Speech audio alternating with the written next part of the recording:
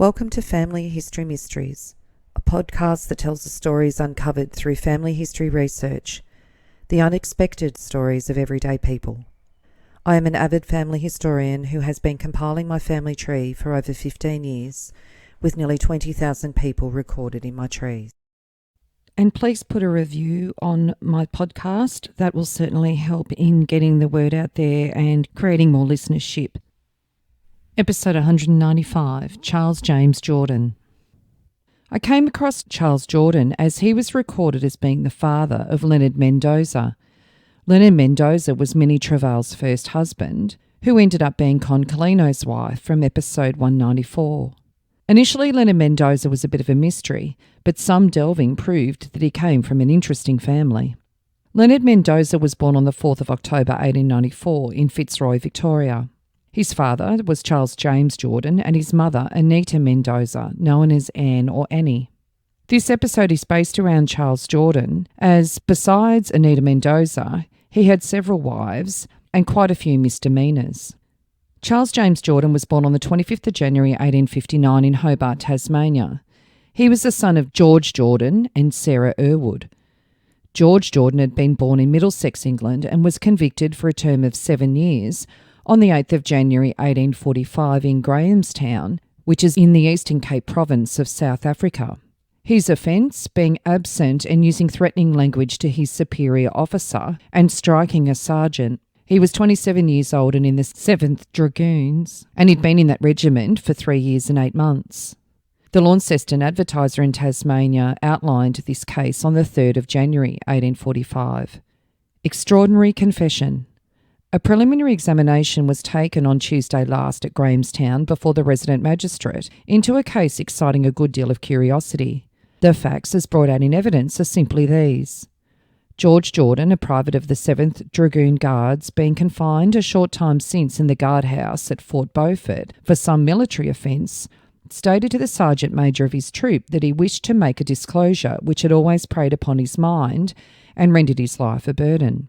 He then related that in the year 1837 he entered as a seaman on board an American whaler, that he sailed to the South Seas, visited Tahiti, and while there was concerned in the murder of a French and Dutch consul named Molyneux. In fact, that his own hand had done the deed. On being examined before the captain of his company subsequently, he denied the whole story, saying he fabricated it while under the influence of liquor. On his examination before the magistrate, he stated that he quitted England for America in 1825, that he entered on board an American whaler on the Hudson, that she touched at Providence, St. Thomas and various places in the South Seas, that subsequently she took her course to the outer fishing ground, that on touching Tahiti, being the only Englishman on board the vessel and finding there a countryman in irons, he remained behind and subsequently obtained a passage to Liverpool, of which he enlisted in the corps to which he belongs. He did not remember having made such a confession as that stated by his sergeant major. The latter stated that before making the disclosure in question, he'd been very violent and abusive, and it was just as he was about to leave the guardroom that the prisoner stated he wished to make the confession in question, remarking that he made his life a burthen and he could endure it no longer. He was at the time excited, but not as he considered from the effects of liquor, having then been in confinement many hours. The prisoner was remanded, and the result of the court-martial at Grahamstown last December, which was received by yesterday's post, is favourable. This officer, though sentenced to be cashiered, having been pardoned by the Queen in consequence of strong commendation.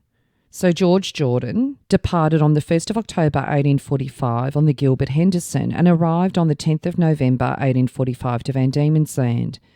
He had a period of probation of 12 months. He was stationed on the gang at Nichols Rivulet on the 13th of November 1845.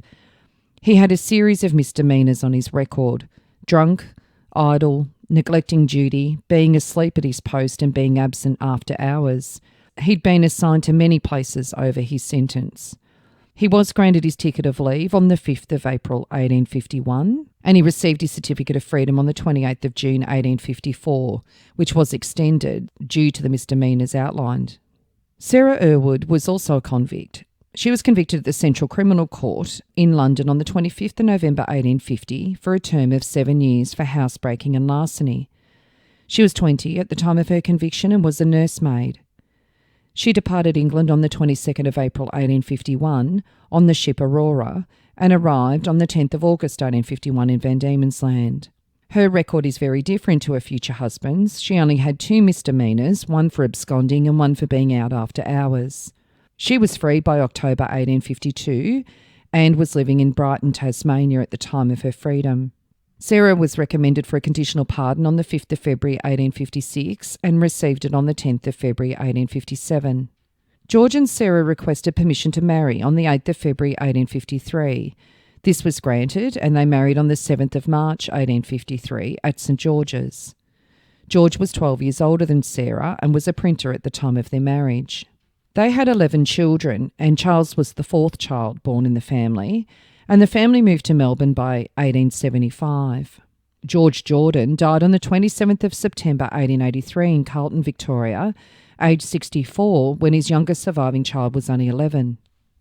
And on the 8th of October 1883 in the Launceston Examiner, his death was placed in the paper. George Jordan at his residence, 4 Bodeford Terrace, Drummond Street, Carlton, near Melbourne, late Government Printing Office, Tasmania. So in the end, after his freedom, he seemed to do well and obtain a government appointment, which he continued when he moved to Melbourne. Sarah died on the 16th of May 1911 at Clifton Hill in Victoria, aged 80. So their son Charles was around 15 years old when his family moved to Melbourne.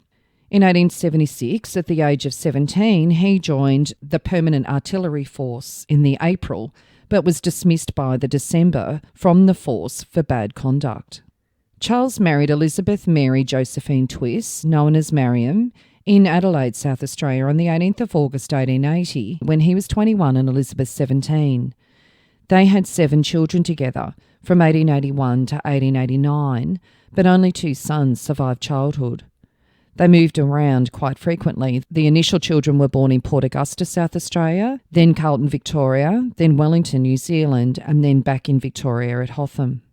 And tracing that back, in 1883, on the 30th of March, Charles joined the Melbourne Police Force, but by the 5th of May was dismissed from the police force for making a false representation on his application, and he was denied any further public service. And on the 12th of May 1883, he was sentenced to imprisonment until the rising of the court. In the Melbourne Herald on the 11th of May 1883, it outlines this case. In the City Police Court today, a young man named Charles James Jordan was charged on summons with having obtained admission to the police force by means of false representations. Jordan pleaded guilty. Sergeant Roach deposed that the prisoner applied and was received into the force on the 30th of March. He'd only served 5 days when it was discovered that he'd been dismissed from the Permanent Artillery Corps, and having declared that he'd never been in any police or public service, he was consequently suspended and the present summons ordered to be issued. Then, on his return to Victoria in 1889, on the 7th of August he was declared insolvent, stating that he owed £763. He was an auctioneer living at Queensbury Street, North Melbourne, and his estate was sequestered by the Court of Insolvency. By the 26th of September, he was examined about other business transactions, but was found to have been given evidence in such a contradictory and unsatisfactory way that His Honour committed him to the Melbourne jail for 7 days for prefabrication and evasion. And on the 5th of May 1890, there were further charges with the offences under the Insolvency Statute. In the Melbourne Herald, on the 23rd of May 1880, an insolvent in the dock. Alleged fraud and false representation. At the Central Criminal Court this morning, Charles James Jordan, a man apparently between 35 and 40 years of age, he was actually 31, was charged before Mr Justice Hodges and a jury of 12 with obtaining goods by false representation and with fraudulent insolvency.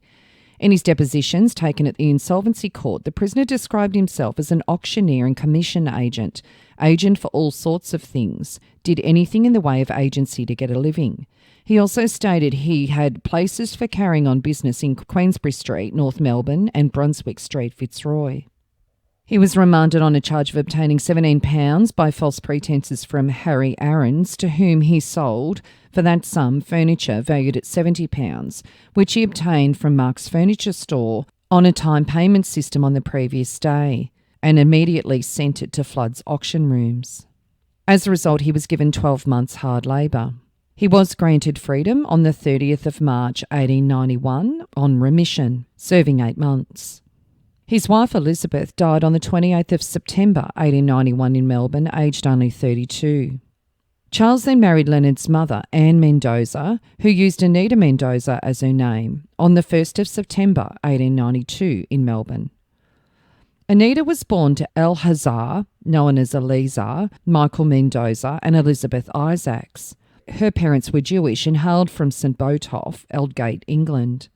And a little bit of background on Anita's parents. Well, the first record of Eleazar Mendoza was on the 23rd of September 1865 in the Ballarat Star, announcing their marriage. On the 30th of August at the Ballarat Synagogue, Eleazar Mendoza, eldest son of Mr. Michael Mendoza, outfitter, Monarees, London, to Elizabeth, sixth daughter of the late Lewis Isaacs, Esquire, merchant of London.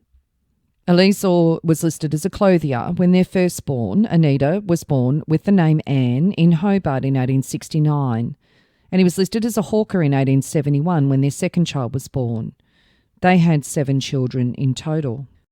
On the 12th of July 1871 in the Hobart Mercury, Eleazar Mendoza, a licensed hawker, was residing in Argyle Street. And on the 29th of February 1872 in the Hobart Mercury, unneighbourly treatment. Mendoza versus Marshall. There was information by a male resident of Argyle Street against a female neighbour for assaulting him and striking him with a tin dipper.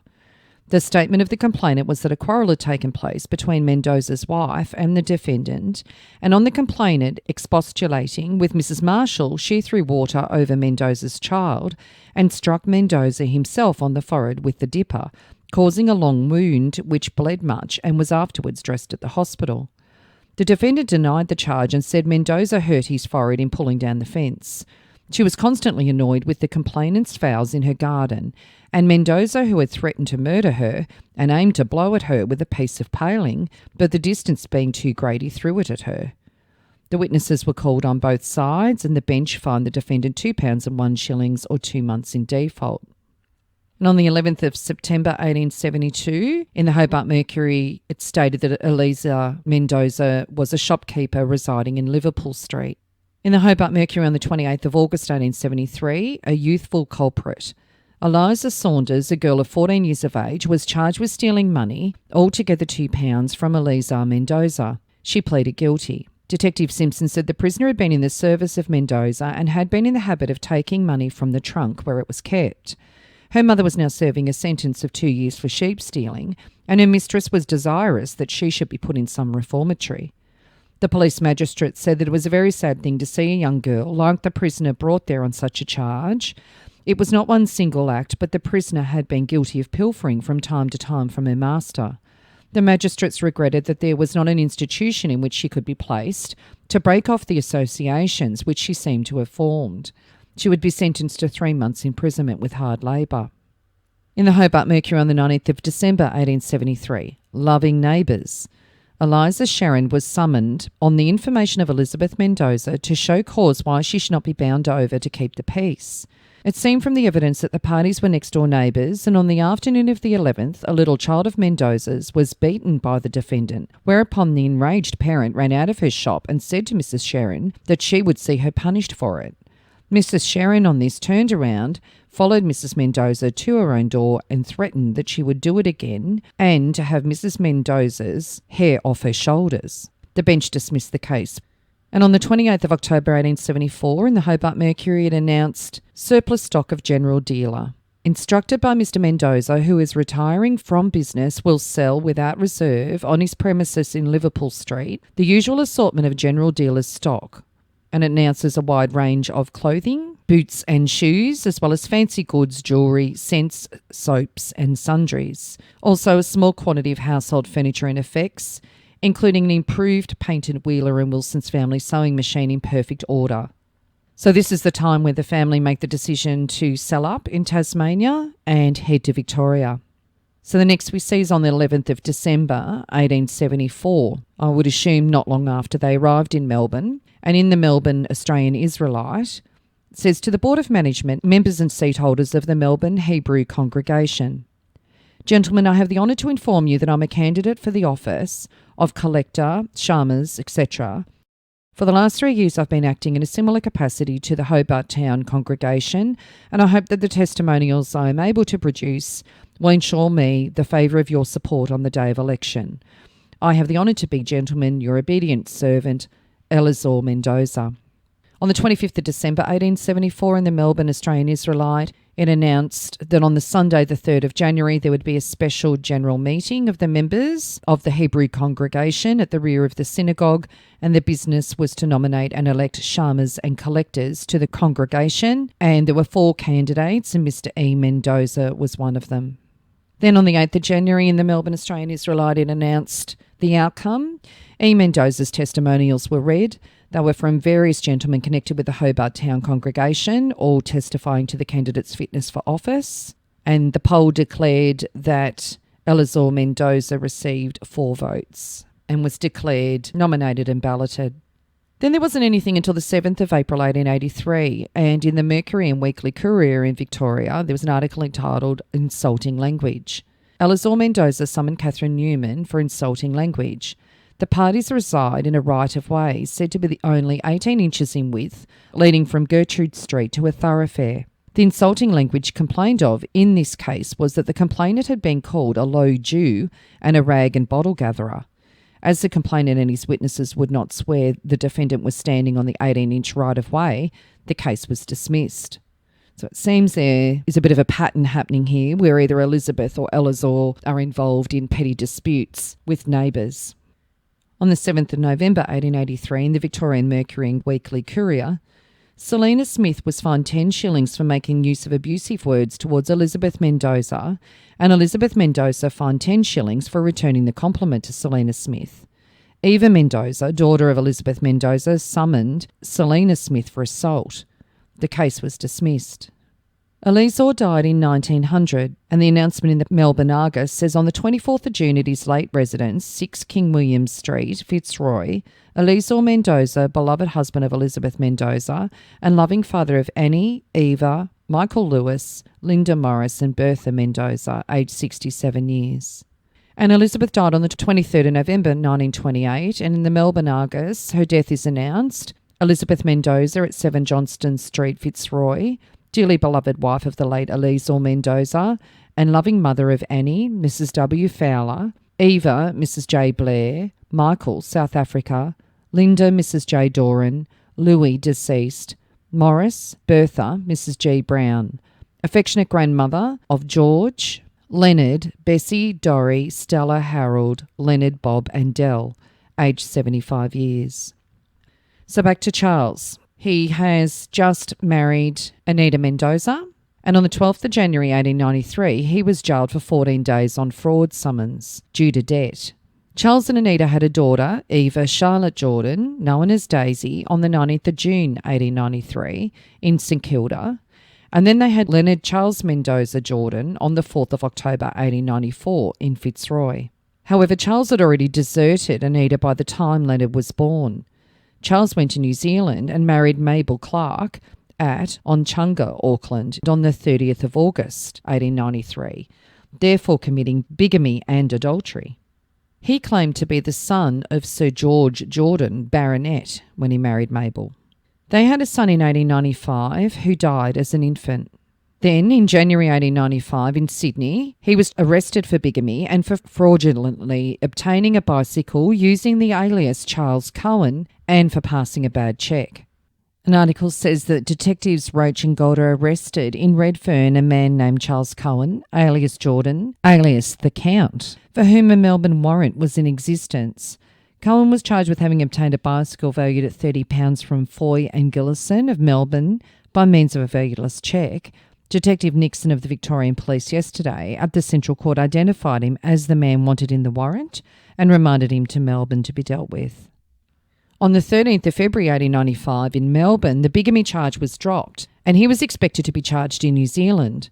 On the 15th of March, he was sentenced to 30 months in prison for obtaining goods by false pretences with those bad cheques. So Anita went ahead 18 months later and put in a divorce petition to divorce Charles on the 30th of October 1896.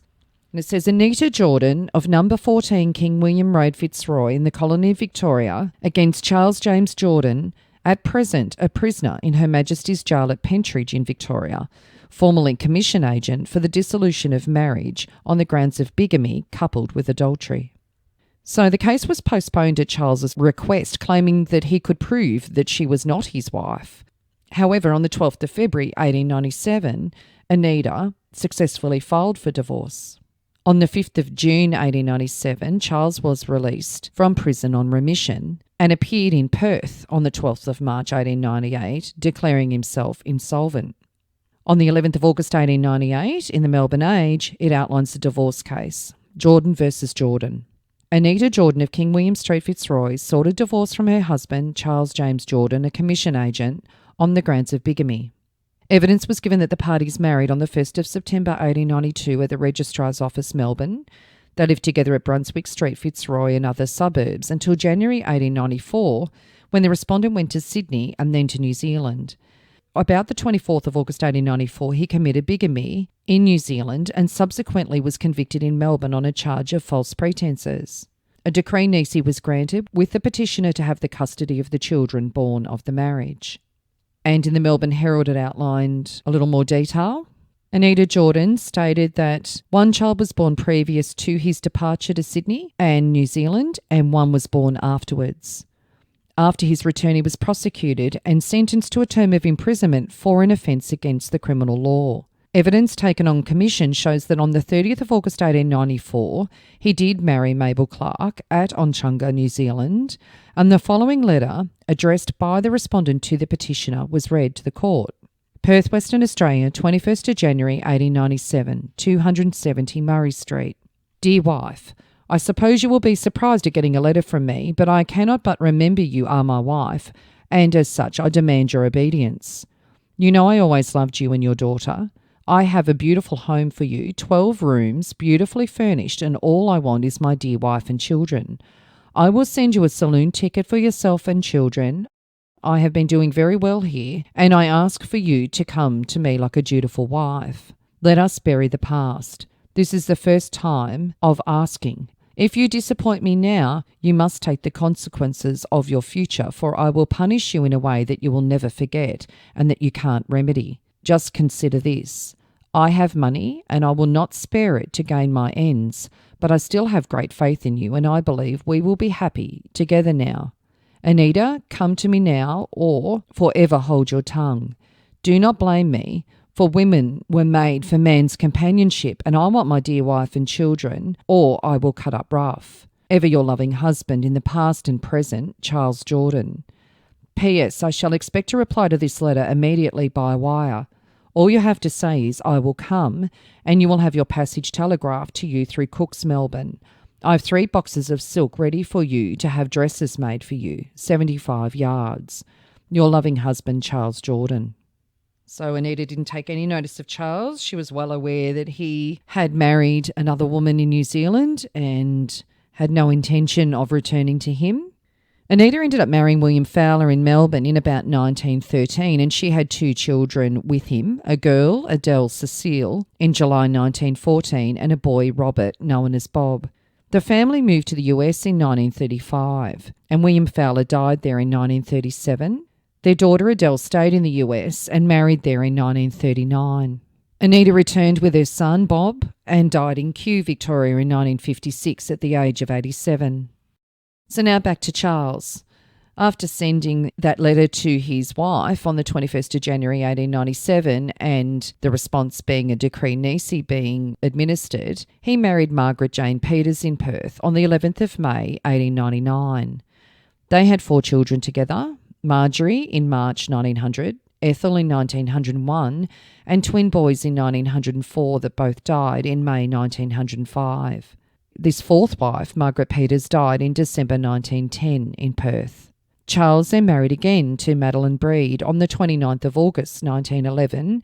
He was 52 and Madeline 31. Madeline had been born in England and she arrived in Western Australia a little than a year earlier than when she married Charles. They had 6 children with 5 surviving infancy. At this point he seems to settle down, and in 1916 he's recorded as living at Bulworth Street in Perth and a builder. And on the 12th of November 1916, he joined the Australian Military Forces. On his enlistment paper, he used initially the name Francis Jordan and gave his age as 44 years and 9 months. The name was changed to Charles James Jordan, but in fact he was 58 when he enlisted. So initially he enlisted in the Tunnellers, but he was discharged by the 26th of February 1917 once they realised that he had made false responses on his attestation paper with his age. He stated he was a carpenter at the time of that enlistment. In 1936 he was listed as a dealer living in Canning, Western Australia, and he died in Perth on the 27th of August 1944, aged 85. A little on Charles Jordan's surviving children. With his first marriage with Elizabeth Mary Josephine Twiss, he had 2 surviving children. Francis Charles Jordan, who was born on the 22nd of September 1882 in Melbourne, and Arthur Leslie Jordan, born in 1887 in Hotham, Victoria. Both of these boys ended up having aliases of their own and replicated very much what their father's history was. So much so that I'm adding a bonus episode for these children from Charles James Jordan's first marriage. Now we come to Charles's children with Leonard Mendoza, and they have a vastly different outcome. Charles's first child with Leonard Mendoza was Eva Charlotte Jordan, who was known throughout her life as Daisy. She was born on the 19th of June 1893 in St Kilda. On the 17th of June 1911 in the Paran Telegraph in Victoria, the engagement is announced of Miss Daisy Mendoza, only daughter of Mrs A. Mendoza of Canterbury Road, Middle Park, to Mr Wilfred C. Drummond, only son of the late Wilfred C. Drummond, Esquire, of Perth, Scotland. However, this engagement didn't end in marriage, as Eva married George Kerr Whitney in Victoria in 1913. George had been born in Kansas in USA, and Eva was given written consent by her mother Annie Fowler to marry him. George and his brother Leo and a crew of Americans from the Seattle area had gone to Australia with a collection of rides and opened or added to the amusement park in Melbourne, Luna Park. They operated there and got into their 3rd year when World War I started, and the Australian government closed all forms of amusements and shows, theatre and entertainment, so they were out of business. Then it was a case of survival, because they were Americans and certain jobs were closed to them by the Australian government, as they were seen as aliens. Out of that, Leo had an interest in photography and they opened up a quick finish studio in Bourke Street, Melbourne. Leo had worked with Eastman Kodak and had developed an ability to make a photo and get it dry enough that people could walk away with it in a little over a minute. George then concentrated on an arcade and shooting gallery. George convinced the Melbourne government that young Australian boys learning to shoot would be patriotic for the war, and they bought it. And with the combination of those activities, they survived through World War I. George and Daisy had the first of their 2 children, Beatrice Marguerite, also known as Beatrice Charlotte, in Melbourne on the 12th of November 1914. And then the brothers went their separate ways. Leo went back to art school, and George and Daisy and little Beatrice, by 1917, moved back to the US. They lived in Seattle for a few weeks and then decided to go to San Francisco, as George thought there'd be better opportunities for opening a shooting gallery. Later, Leo joined him and they did a quick finish studio there. Their son, George Kerr Whitney Jr., was born on the 21st of April 1922 in San Francisco, California. George Sr. then had a further opportunity of possibly having a shooting gallery out at Shoots on the Beach, which was an amusement park. So John and Leo bought a stretch of land along Ocean Beach and developed an amusement park that became known as Playland at the beach. George then expanded his holdings in 1937 with the purchase of vacant Cliff House that he made into a restaurant. This was sold to the National Park Service in 1976. On the 17th of April 1961, it says the Whitney property, Playland, Cliff House and Sutro Baths has had the real estate developer's eyes bulging greenly for years. Now it reports the 23 plus acres may go on the market. George Whitney Jr. and his sister, Mrs. Floyd Gilman, are reportedly in favour of selling. The widowed Mrs. Eva Whitney, however, has been cool to the idea so far. The redevelopment implications in a deal this big are obvious. The oceanfront site is unique. So in 1947, George and Eva were living in Palm Springs, California, and Eva died on the 24th of October 1985 in San Francisco at the age of 92. Her death notice reads, Eva C. Whitney, Daisy, 24th of October 1985, wife of the late George K. Whitney, mother of Beatrice W. Gilman and George K. Whitney Jr., a former vocalist with the SF Municipal Opera and the Melbourne Polland Opera Company. Her brother, Leonard Charles Mendoza Jordan, was born on the 4th of October 1894 in Fitzroy. Leonard never knew his father and he never used his father's last name, going with Mendoza for his whole life. As mentioned, Eva's future husband, George Whitney, came out with his brother to Luna Park to develop rides. Well, in the Riverine Herald in Echuca on the 1st of January 1914, it says, hurled 30 feet, motorcyclist's adventure, Luna Park sensation. Luna Park at St Kilda again provided a sensation on Tuesday night which caused great concern amongst the large crowd of people present. While travelling on a motorcycle at a speed of 80 miles an hour in an enclosed track known as the Motordrome, a young man lost control of his machine and was hurled 30 foot into the air. How he escaped death is marvellous. The youngest of the cyclists, who was known as Daredevil Mendoza, was giving an exhibition before several hundred people when he somehow lost control of his machine. It is estimated that he was travelling at the rate of over 80 miles an hour at the time, and when he commenced to wobble precariously near the edge of the track, the onlookers became terror-stricken as to what would happen if he shot out of the drome. The rider made a plucky attempt to recover his balance, but with the enormous speed at which he was travelling, his efforts were unsuccessful, and his motorcycle flew over the edge of the track into the air. Being weighty, the cycle crashed down against some woodwork on the side of the drome and was badly wrecked. Mendoza continued on until he struck roofing of the tunnel through which the overhead scenic railway passes. He landed heavily there, and the thud could be heard some distance away above the din of the other sideshows. Everyone who witnessed the accident expected to find the young man killed outright. He was huddled up unconscious and was bleeding profusely about the face and head from deep cuts. Dr. Morton was telephoned for, and while he was examining him, the young man regained his senses. Dr. Morton could find no broken bones, but he said that Mendoza had received a violent shaking, and he ordered him to his bed and the injured man taken home. So this is quite likely how Eva met George Whitney, as her brother, Leonard, was actually part of the amusements at Luna Park at the time. And an advertisement in the Melbourne Age on the 21st of January 1914 at Luna Park, the Motordrome, Falero the Fearless and Mendoza and other intrepid motorists. And on the 22nd of January 1914 in the Melbourne Punch, Luna Park. The Motordrome has become a veritable vortex of excitement as Falero, Mendoza and other motorcyclists circle the saucer at tremendous speed. New riders are announced weekly, and a special draw in this department will be a number of contests between Australian and American champions. And there was a recollection in a paper from a man in Armidale recalling Pictureland and Paradise Pictures at St Kilda, and he said Mendoza on his motorcycle in the Globe of Death at Luna Park. And on the 30th of March 1914 in the Bendigo Advertiser, it announces for the Bendigo Easter Fair Carnival and Sports, the latest acquisition is sensational motorcycle act, The Devil's Chimney.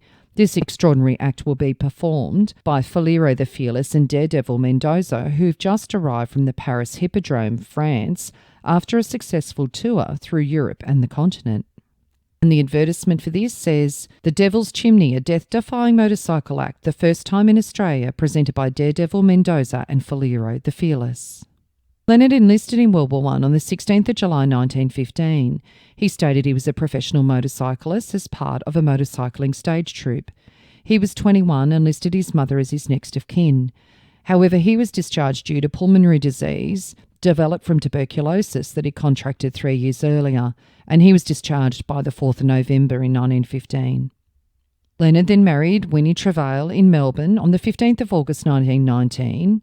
Stated that Leonard Mendoza, 24, bachelor, born in Melbourne, the son of Charles Mendoza, carpenter, and Annie Gordon. Note how he switched their surnames around. Married Winifred Constance Trevail, 19, a spinster born in Brixton, England, and both their occupations were listed as theatrical. Winnie was a vaudeville soubrette, or a frontline dancer at this time, and she claimed descent from the Earls of Derby. On the 18th of January 1922, it mentions the stag troop, and it says the globe-trotting stags again. Writing from Swansea, Wales, on the 1st of December 1921, I've arranged to break the Moss tour for a time so I can play Lisbon earlier in the year. Mendoza, our late assistant, was on his way to Australia the last we heard of him. We hope that he rejoins his wife, Winnie Trevail, there. I hope they get on well together. Well, I'm not sure whether Leonard even returned back to Australia after that tour with the Stags, as he arrived in San Francisco in September 1921 without Winnie, no doubt to join his sister, who had returned to America by that stage. And he remained in the US. He married Myra Olive Stafford by 1936. Myra was 20 years younger than Leonard. She'd been married previously and had a daughter who was named Barbara Joan Mendoza on the 5th of August 1935, so before they got married. By 1940, Leonard and Myra were recorded in the census as married. It said he was employed by Whitney Brothers at Playland, so his brother-in-law's business, in the shooting gallery. And in 1950, Leonard was recorded as working as a road and groom deputy sheriff in Sacramento, California. And Leonard died on the 12th of June 1968 at the age of 73, and his death notice reads, Leonard Mendoza of Sacramento, loving father of Leanie O'Neill of San Mateo, Mrs. William B. Gill and Laurie Mendoza, also survived by 3 grandchildren, native of Australia. So his daughter and his son from his second marriage seemed to do quite well for themselves and ended up in the US. His children with his third marriage to Margaret Jane Peters. Marjorie Margaret Jordan was born on the 10th of March 1900 in Perth, Western Australia. She was only 20 when her mother died. Marjorie was a teacher at Claremont until she married George Doonan in Perth in 1925. George was a civil servant and they had a daughter Pamela in 1927 and also a son Kevin.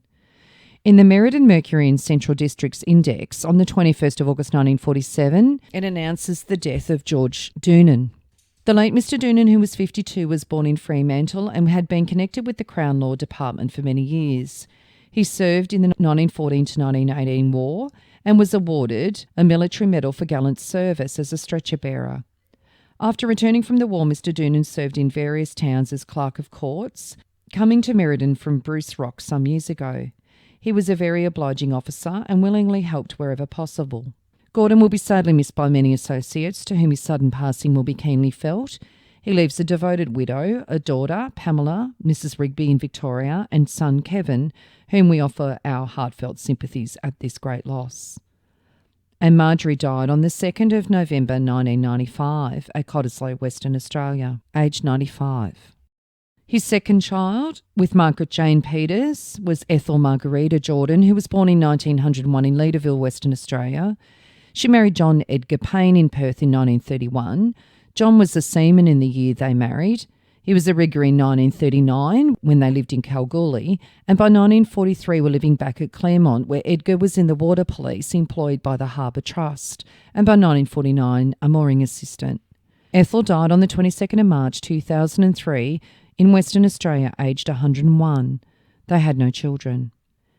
Charles's children with Madeline Breed. Their firstborn was James Philip Jordan, who was born on the 18th of September 1912. In Perth, he married Edna May Ethel Stokes at East Murchison in Western Australia in April 1935, and they had a son Philip in 1936. On the 8th of November 1941, in the Perth West Australian, ticket collector assaulted. James Philip Jordan, 29, was fined £2 with 9 shilling costs for having unlawfully assaulted Charles Connolly at Fremantle on the 5th of November. He pleaded not guilty. Connolly was a ticket collector at the Fremantle railway station and stated that he stopped Jordan from gaining admittance to the platform on an invalid ticket. The accused went to the ticket window and bought the correct ticket. When he returned to the barrier, he used offensive language and struck the complainant several times while he was seated in the cubicle. Jordan declared that Connolly snatched the ticket from his hand and rapped him over the knuckles with a steel ticket punch. Ethel and James divorced in 1952. Ethel put in the divorce petition on the grounds of 5 years separation, and James married again in November 1968. He died on the 14th of July 1987 at East Victoria Park at Nedlands, West Australia, aged 74. The next child was Dorothy Phyllis Jordan, who was born on the 25th of September 1913 in Leederville, Western Australia. She married Harry Herbert Goodman in 1939 and they had 2 children, and she died on the 1st of February 1990 at Inglewood. The third child was Edith Charlotte Jordan, born on the 30th of January 1915 in Perth. She married Harry Hodgkinson by 1937. They lived at Mount Leonora, where Harry was an engine driver. By 1943, they were living at Rose Bay, New South Wales, where Harry was working as a carpenter. Then they were living at Dee Why, New South Wales in 1949 and returned to Western Australia by 1954 and lived at Kalamunda. They had no children and Edith died on the 30th of December 2002 at Kalamunda, Western Australia, aged 87. And George Edgar Jordan was born on the 12th of February 1922 in Perth. He enlisted in World War II on the 9th of February 1939 in Perth. His occupation was an assistant storeman. He increased his age by 12 months to enlist, and his father Charles was listed as his next of kin, with Charles's address as 164 Carnarvon Street, Victoria Park. And George was discharged on the 28th of February 1940. He married Eileen Hopkinson in January 1946 in Wynnum, Queensland, and in 1949 they were living in Korparoo, Queensland, where George was working as a draftsman. In 1958 they were living in Capalaba, Queensland. They had one son, and George died on the 15th of October 2013 in Brisbane, aged 91. And Lucy Rachel Jordan was born on the 1st of February 1928 in Subiaco, Western Australia. In 1949 she was living with her mother and was a telephonist, and in 1958 she was a dining hostess.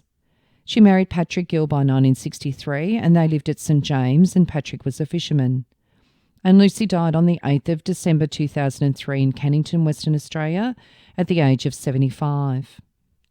So the interesting story of Charles James Jordan. So 11 surviving children from 4 different wives, with a whopping 20 children born. And he certainly was a man of many surprises when delving into who Minnie Trevail's first husband, Leonard Mendoza, was. If you are interested in sharing your story on my podcast Family History Mysteries, please go to my Facebook page and send me a message. If you would like some assistance in filling in the gaps in your family tree to see what mysteries you solve, please get in touch. And don't forget you can have early access to episodes by subscribing, and you'll also gain access to bonus episodes.